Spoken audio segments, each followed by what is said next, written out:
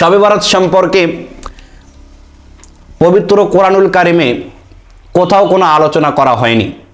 আমরা যে শবে বরাত সম্পর্কে অনেক আয়োজন করে থাকি, বাংলাদেশ, ভারত, পাকিস্তানের মুসলমানরা যে সমস্ত আয়োজন করে থাকে, বেশি বেশি ইবাদত করে, সেই কথিত শবে বরাত সম্পর্কে আপনি শবে বরাত বলেন আর লাইলাতুল বারাত বলেন, যে কোনো আকৃতিতে পবিত্র কোরআনুল কারিমের ভিতরে এরকম কোনো শব্দ খুঁজে পাওয়া যায় না। আপনার সম্মুখে এই সহজ সত্য, তীব্র তিক্ত এই সত্য কথাটি আপনাদের সম্মুখে আমি সহজভাবে বলতে গেলে বলা যায় যে পবিত্র কোরআনুল কারিমের ভিতরে শবে বরাত সম্পর্কে কোনো আলোচনাই নেই। সরাসরি তো দূরের কথা, বরং আকার ইঙ্গিতও করা হয়নি শবে বরাত সম্পর্কে। কিন্তু এক শ্রেণীর, এক পক্ষের আলেম ওলামাকে দেখা যায় তারা এই শবে বরাতের গুরুত্ব বোঝাইতে গিয়ে পবিত্র কোরআন থেকে সূরা দোখান, এই সূরার প্রথম 4টি আয়াত তারা পাঠ করে থাকে, যেখানে বলা হয়েছে হামিম ওয়াল কিতাবিল মুবিন ইন্না আনজালনাহু ফি লাইলাতিন মুবারাকাতিন ইন্না কুন্না মুনজিরিন ফিহা ইফরাকু কুল্লু আমরিন হাকিম। এখানে বলা হয়েছে শপথ সুস্পষ্ট কিতাবের, ইন্না আনজালনাহু ফি লাইলাতিন মুবারাকাতিন, যা নাজিল করা হয়েছে বরকতময় রজনীতে। এই বরকতময় রজনী বলতে শবে বরাতপন্থী আলেম ওলামাগণ বুঝিয়ে থাকেন সেই বরকতময় রাত হলো 15ই শাবানের রাত্রি, শাবান মাসের মধ্য রজনী, তারা এটাকে বুঝিয়ে থাকেন। আমরা আপনাদেরকে এখানে সুস্পষ্টভাবে কথা বলবো যে যারা আপনারা এই বরকতময় রাত বলতে শবে বরাতকে বুঝিয়ে থাকেন, তারা এত বড় একটি ভুল করেন যা সরাসরি আল্লাহ সুবহানাহু ওয়া তাআলার কালাম অর্থাৎ কোরআনকে বিকৃত করার মতো একটি অপরাধ। কারণ হলো, এর কয়েকটি কারণ রয়েছে।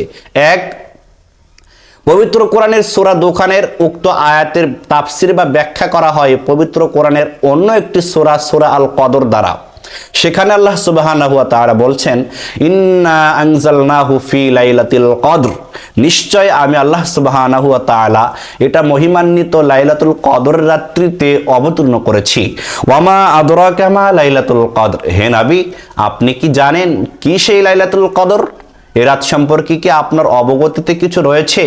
আল্লাহ সুবহানাহু ওয়া তাআলা জবাব দিলেন লাইলাতুল কদরি খায়রুম মিন আলফি শাহর, লাইলাতুল কদর হচ্ছে 1000 মাস অপেক্ষা উত্তম। সুবহানাল্লাহ। অতএব বরকতময় রাত হলো লাইলাতুল কদর, শবে বারাত বা লাইলাতুল বারাত নয়।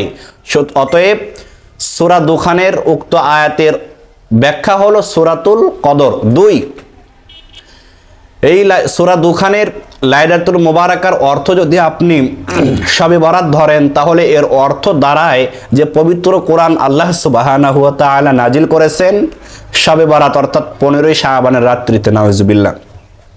অথচ আমাদের সকলের অবগতিতে রয়েছে যে আল্লাহ সুবহানাহু ওয়া তাআলা পবিত্র কোরআনুল কারীম অবতীর্ণ করেছেন রমজান মাসের লাইলাতুল কদরের রাত্রিতে, যার প্রমাণ পবিত্র কোরআন 2 নম্বর সূরা সূরাতুল বাকারা 2 নম্বর পারা 7 নম্বর পৃষ্ঠা 1ম নম্বর লাইন 185 নম্বর আয়াতে আল্লাহ সুবহানাহু ওয়া তাআলা বলছেন শাহরুর রমাদানাল্লাযী উনজিলা ফীহিল কুরআন।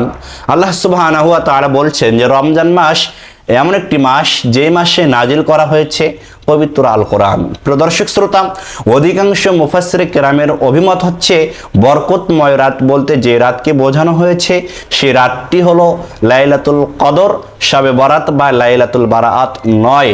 তবে একজন তাবেঈ ইকরামা রহিমাহুল্লাহি আলাইহি তার একটি মতকে উল্লেখ করে বলা হয় যে বরকতময় রাত বলতে 15ই শাবানের রাতকেও বোঝানো যেতে পারে।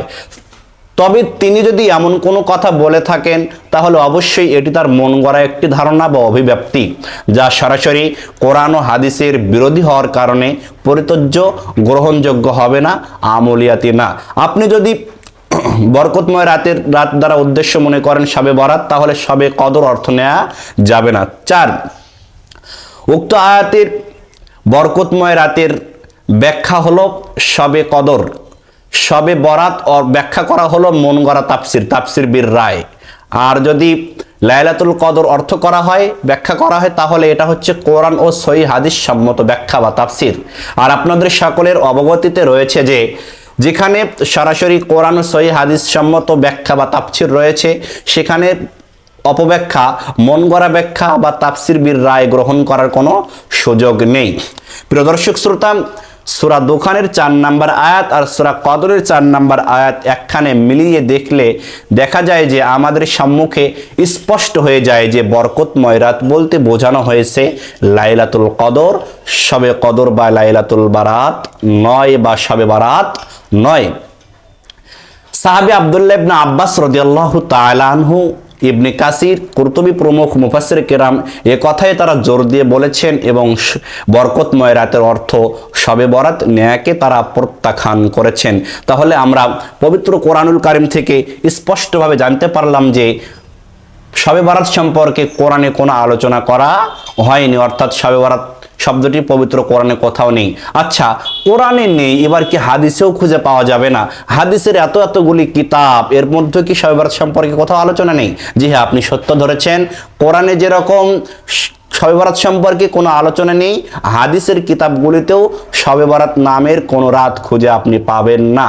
যে রাতে হাদিসের মধ্যে যে রাতের কথা বলা হয়েছে সেই সমস্ত হাদিসের ভাষা বা শব্দ হলো লাইলাতুন নিসফি মিন শাবান, অর্থাৎ মধ্য শাবানের রজনী, যেখানে কোথাও বলা হয়নি যে শবে বারাত বা লাইলাতুল বারাত, এরকম কোনো শব্দ কোরআনে বা হাদিসে কোথাও আসেনি। এটা মানুষের একটা মন গড়া শব্দ, বানানো শব্দ।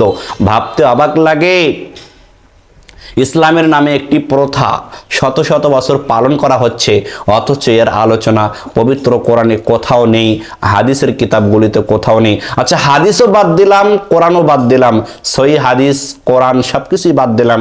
এবার ফিকহের কিতাবগুলো অনুসন্ধান করলেও দেখতে পাবেন যে আপনি সেখানে কোথাও শবে বরাত নামের কোনো রাত আপনি খুঁজে পাবেন না। বাংলাদেশ সহ ভারতীয় উপমহাদেশে দ্বীনি মাদ্রাসাগুলোতে যে সকল নির্ভরযোগ্য সিলেবাসের ফিকহের কিতাবসমূহ পড়ানো হয় তার মধ্যে একটি হচ্ছে মালাবুদ্দা মিনহু, নুরুল ইজাহ কুদুরি, কানজুদ্দাকায়েক, শরহে বিকায়া, হিদায়া প্রমুখ ফিকহের কিতাবগুলো আপনি অনুসন্ধান করে দেখুন, কোথাও শবে বরাত নামে কোনো রাত নেই, শবে বরাত নামে কোনো শব্দ আপনি কোথাও খুঁজে পাবেন না। অথচ আপনি লক্ষ্য করলে দেখবেন যে আমাদের পূর্বসূরি ফিকাবিদগণ তারা ইসলামের সবচেয়ে ছোট ছোট বিষয়গুলিরও তারা একটি করে অধ্যায় বা বাব, তারা একটি করে অনুচ্ছেদ তৈরি করেছেন। তারা অনুচ্ছেদ তৈরি করেছেন সূর্যগ্রহণ সহ চন্দ্রগ্রহণের সালাত সম্পর্কেও তারা একটি করে অনুচ্ছেদ তৈরি করেছেন। তারা অনুচ্ছেদ তৈরি করেছেন কবর জিয়ারত করার মতো একটি বিষয়ও তারা অনুচ্ছেদ তৈরি করেছেন। যদি শবে বারাত বা লাইলাতুল বারাত সম্পর্কে কোনো আলোচনা থাকতো কোরআনে হাদিসে, তাহলে অবশ্যই ফিকাবিদগণ তার মাসাইল নিয়ে আসতেন। যেহেতু কোরআনে নেই, হাদিসে নেই, এজন্য ফিকাবিদগণ কোনো মাসালা সম্পর্কে নিয়ে আসেন নাই। সুতরাং শবে বারাত শব্দটি জাল, এই শব্দটি ঠিক নয়। যেহেতু এই শব্দটি কোরআনে নেই, হাদিসে নেই, সেহেতু শবে বারাত কেন্দ্রিক আমরা যে সমস্ত আমল করে থাকি, সারা রাত জেগে ইবাদত করা, পরের দিন সিয়াম পালন করা, এগুলো সরাসরি কোরআন ও হাদিসের সঙ্গে সংঘর্ষ হওয়ার কারণে এই আমলগুলো পরিত্যাজ্য, গ্রহণ করা হবে না। সুতরাং আল্লাহ রাব্বুল আলামিন আমাদেরকে জেনে বুঝে শাবান মাসের আমলগুলো করার তৌফিক দান করুক, সঠিক সলেহ সৎ আমল করার তৌফিক দান করুক, আমাদেরকে বেশি বেশি সিয়াম পালন করার তৌফিক দান করুক, আর এই সমস্ত শবে বারাত কর্তৃক বিদআত থেকে আমাদেরকে আল্লাহ রাব্বুল আলামিন বেঁচে থাকার তৌফিক দান করুক।